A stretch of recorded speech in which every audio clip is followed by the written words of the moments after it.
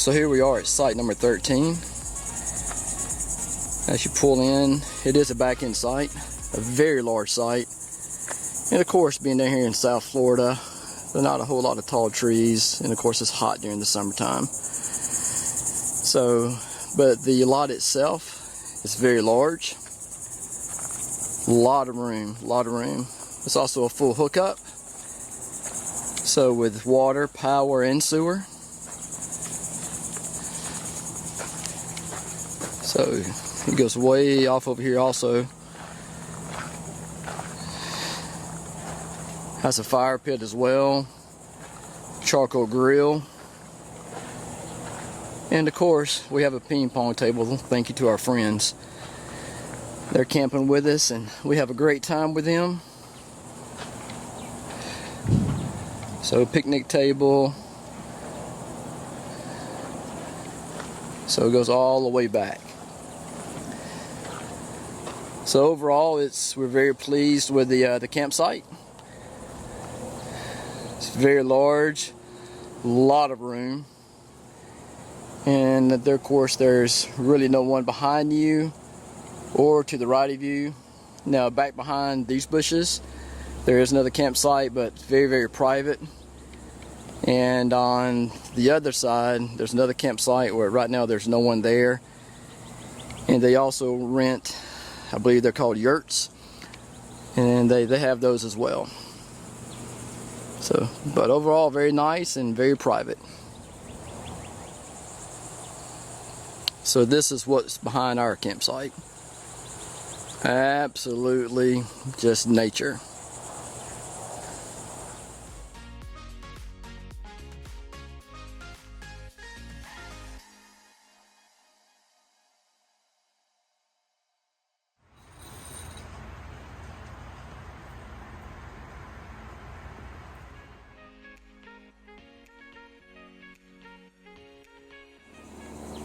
So they have a lot of trails at this state park as well. And they have this huge pavilion.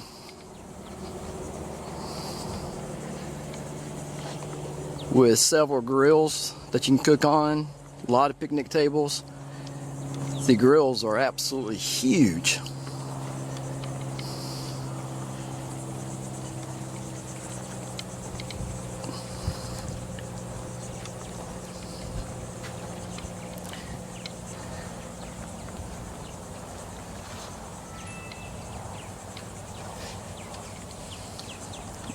It's just like, look how big that grill is. Have a big old family reunion up here. Fire pit. Bathrooms. The park offers a total of 147 campsites. We stayed in the Pine Grove campground, fortunately because we had friends who had already been to the area.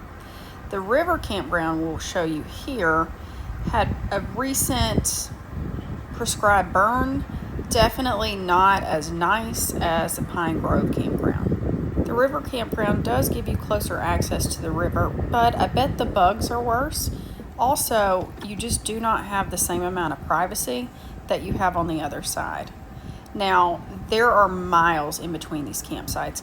In fact, the park is 11,500 acres. So don't think you're just going to ride your bicycle from one campground to the other, unless you're going to be out there all day. It is good to know that most of the amenities are on the riverside of the park. So we're going to head over to the camp store and see what they have. Looks like they've got some boat rentals and bikes. Pick up some ice and wood, possibly. This is on the Waxahachie River, I believe. The store has all your regular camp store needs, but you can also book a guided tour or rent a kayak. Now make sure you ask them about the wild man of the Waxahachie. You won't regret it.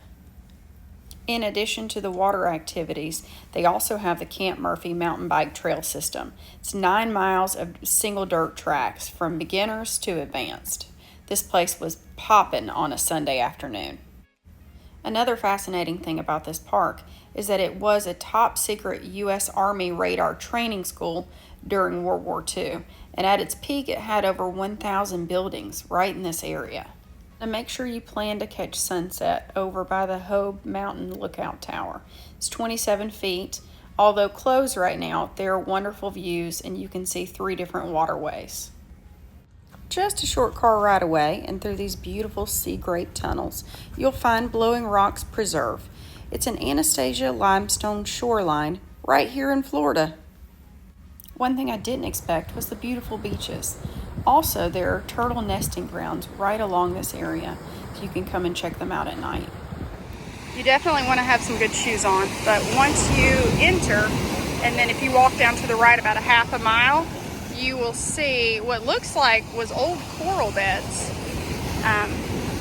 but just more of the limestone and the blowing rocks and some of the higher cliffs. But don't try to go barefoot. Let me tell you, that water is refreshing though. It is July in Florida and it's hot.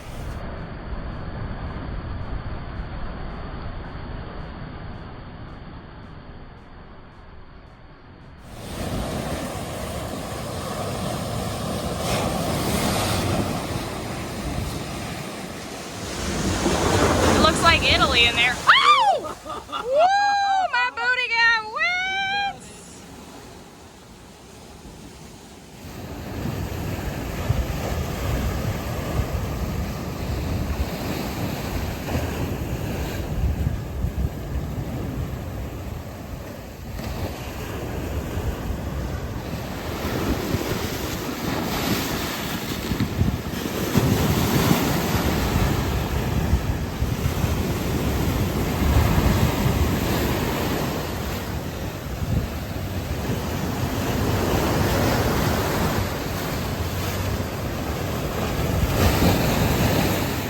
I was the only brave one who went swimming.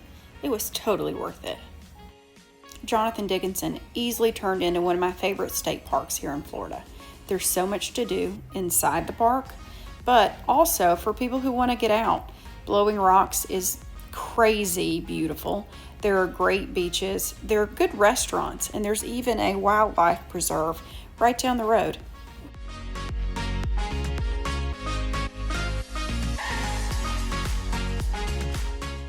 Later that evening, we decided to go out looking for sea turtles, since the season runs from March through October. We were looking for leatherbacks or loggerheads. We didn't find any sea turtles this time, but we did see some nests and some cool tracks. It was pretty sweet and a great way to end another epic camping trip. Guys, thank you for watching. You know what to do. Hit that like and subscribe button and join us on the next episode of Tripping with Trent and Ashley. Rascal says, have a great one.